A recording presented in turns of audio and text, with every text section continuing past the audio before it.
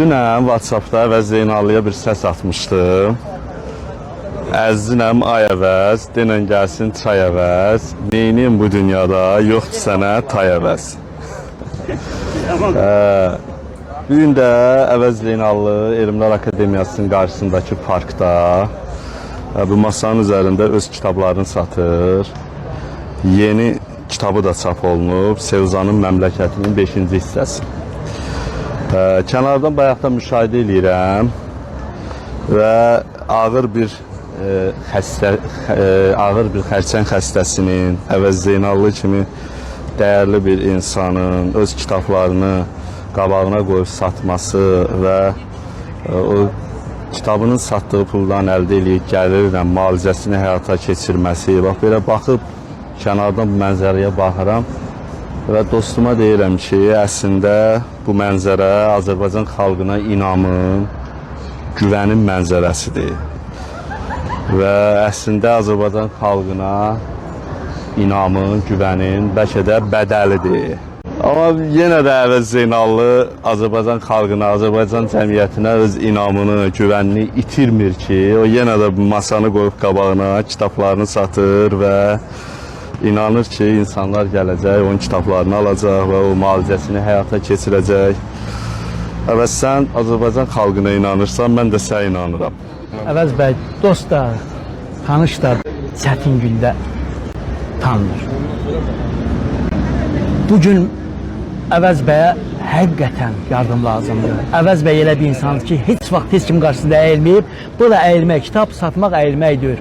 Onun mətinliyidir, onun böyüklüyüdür ki, öz kitabın, öz halal qazancı ilə burada kitab satır və müalicə olunur. Amma Azərbaycan xalqı yolunda Əvəzin danılmaz, böyük xidmətləri olub. 100 ildən bir Əvəz kimi insanlar dünyaya gəlir.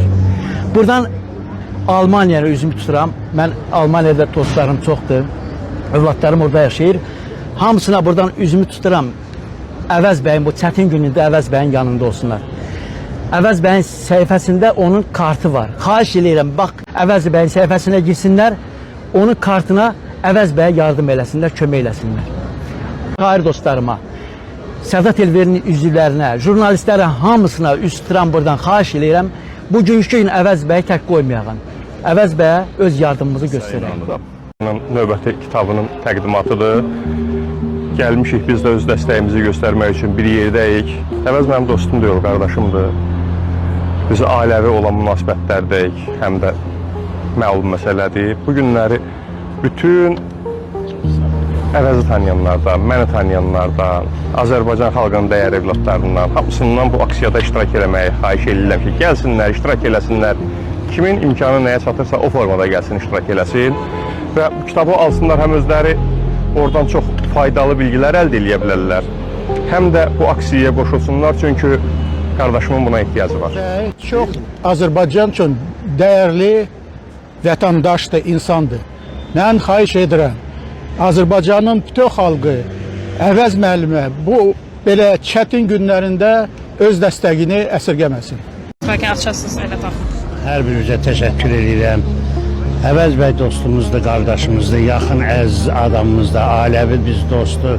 Əvəz bəyə hər bir kəsin uzun müddət idi. Əvəz bəy Türkiyədə müalicə alırdı. Şükürlər olsun ki, bugün Azərbaycana qayıdıb.